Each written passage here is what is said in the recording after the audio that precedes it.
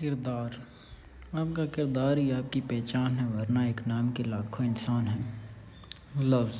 لفظوں کے بھی ذائقے ہوتے ہیں، بولنے سے پہلے چکھ لیا کریں۔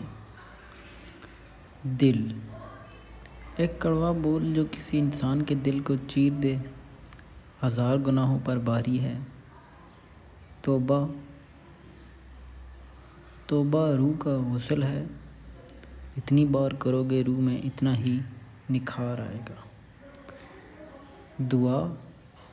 دعائیں رد نہیں ہوتی جناب، بس بہترین وقت پر قبول ہوتی ہیں۔